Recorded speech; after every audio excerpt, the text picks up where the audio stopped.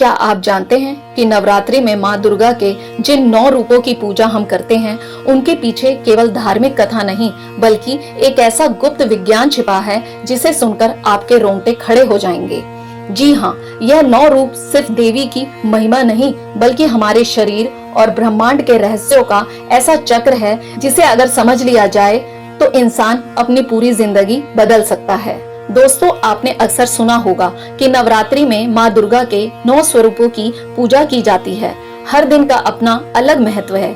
हर दिन माँ दुर्गा का एक रूप पूजित होता है, लेकिन क्या आपने कभी सोचा है कि आखिर इन 9 रूपों के पीछे का असली रहस्य क्या है? क्यों सिर्फ 9 ही रूप माने गए और इन रूपों में कौन सा ऐसा छिपा हुआ विज्ञान है जो आज भी हमारे जीवन को गहराई से प्रभावित करता है? कहते हैं कि जब जब पृथ्वी पर अधर्म बढ़ता है तब तब शक्ति का प्राकट्य होता है। महिषासुर जैसे असुरों से जब देवता हारने लगे तब माँ दुर्गा का उद्भव हुआ। लेकिन माँ सिर्फ एक योद्धा देवी नहीं है, वे असल में प्रकृति की अद्भुत ऊर्जा का प्रतीक है। 9 रूपों की यह परंपरा केवल आस्था का विषय नहीं बल्कि जीवन, शरीर और ब्रह्मांड से जुड़ा हुआ एक अद्भुत विज्ञान है। पहले दिन माँ शैलपुत्री की पूजा होती है। शैल यानी पर्वत और पुत्री यानी बेटी। यह रूप हमें याद दिलाता है कि हमारी जड़ें धरती में हैं। प्रकृति ही हमारी माँ है। विज्ञान कहता है कि मनुष्य के शरीर का पहला ऊर्जा केंद्र मूलाधार चक्र है और शैलपुत्री उसी मूलाधार शक्ति की प्रतीक है। जब हम उनकी पूजा करते हैं तो असल में हम अपने जीवन की जड़ों को मजबूत करते हैं। दूसरे दिन माँ ब्रह्मचारिणी आती है। ब्रह्मचारिणी यानी तप और संयम की देवी। उनके हाथ में जप माला और कमंडल होता है, मानो वे कह रही हो कि असली शक्ति अनुशासन में छिपी है। वैज्ञानिक दृष्टि से यह स्वाधिष्ठान चक्र को नियंत्रित करती है। यह चक्र हमारी इच्छाओं और भावनाओं को संतुलित करता है।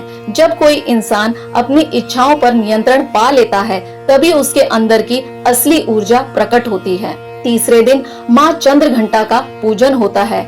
उनके मस्तक पर अर्धचंद्र की भांति घंटा सा प्रकाश रहता है। यह केवल प्रतीक नहीं बल्कि ब्रह्मांडीय तरंगों का संकेत है।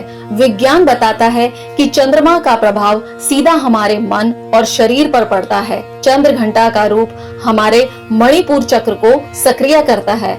यही चक्र पाचन और ऊर्जा का केंद्र है। यही कारण है कि इस दिन साधक को शांति और स्थिरता मिलती है। चौथे दिन माँ कुष्मांडा की पूजा होती है। कहते हैं उन्होंने ब्रह्मांड की रचना एक छोटी सी मुस्कान से की थी, इसलिए उन्हें आदि सृष्टि की जननी कहा जाता है। वैज्ञानिक दृष्टि से देखें तो ब्रह्मांड की शुरुआत भी एक मुस्कान जैसी थी, जिसे हम बिग बैंग कहते हैं। यह रूप अनाहत चक्र से जुड़ा है, यानी हृदय केंद्र। जब हृदय में प्रेम और दया उत्पन्न होती है तभी सृजन होता है। 5वें दिन माँ स्कंद माता की पूजा होती है। वे कार्तिकेय की माता है जो देवताओं के सेनापति बने। यह रूप हमें बताता है कि सृजन के बाद सुरक्षा भी आवश्यक है। माँ का यह स्वरूप विशुद्धि चक्र को नियंत्रित करता है, यानी कंठ केंद्र।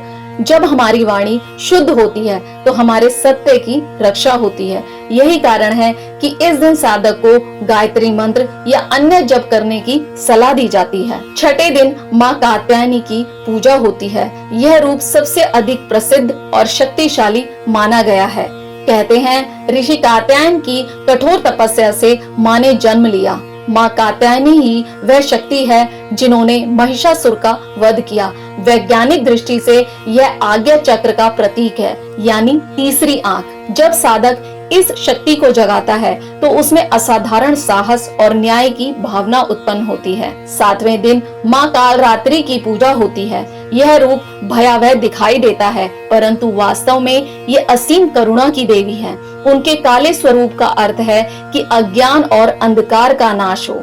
विज्ञान बताता है कि जब साधक अपनी आंतरिक ऊर्जा को सहस्त्रार चक्र तक ले जाता है तब वह अंधकार से प्रकाश की ओर बढ़ता है। यही कारण है कि काल रात्रि के ध्यान से इंसान का हर भय दूर हो जाता है।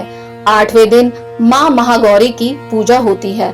उनका स्वरूप श्वेत और शांत है, मानो सभी संघर्षों और साधनाओं के बाद साधक को निर्मलता मिलती है। यह रूप हमें बताता है कि हर तपस्या के बाद शांति आती है। महागौरी का संबंध शुद्धता और आत्मज्ञान से है। यह रूप हमें सिखाता है कि जीवन में संतुलन और पवित्रता कितनी आवश्यक है। 9वें दिन माँ सिद्धिदात्री की पूजा होती है। यह रूप सभी सिद्धियों और शक्तियों की दात्री मानी जाती है। वे कमल पर विराजमान होती है और साधक को असीम आशीर्वाद देती है। विज्ञान कहता है कि जब मनुष्य के सारे चक्र सक्रिय हो जाते हैं तब वह ब्रह्मांडीय ऊर्जा से जुड़ जाता है। यह अंतिम रूप उसी पूर्णता का प्रतीक है।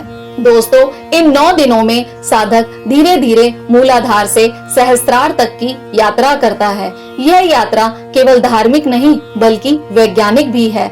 हर दिन माँ का एक रूप हमें हमारे भीतर छिपी हुई ऊर्जा से जोड़ता है। यही कारण है कि नवरात्रि को आत्म शक्ति जागरण का पर्व कहा जाता है। जब हम माँ दुर्गा की आराधना करते हैं तो यह केवल मूर्ति पूजन नहीं है, यह अपने ही भीतर की ऊर्जा को जागृत करने की प्रक्रिया है। इसलिए कहा जाता है कि माँ बाहर नहीं भीतर निवास करती है। हर मनुष्य के अंदर 9 रूप छिपे हैं, कभी साहस, कभी करुणा, कभी तपस्या, कभी ज्ञान। इन रूपों को जगाने के लिए ही नवरात्रि का पर्व मनाया जाता है। कहते हैं कि एक बार एक साधु ने माँ दुर्गा से पूछा, माँ आप तो हर जगह विद्यमान हैं, फिर हमें आपकी आराधना 9 दिनों तक क्यों करनी पड़ती है?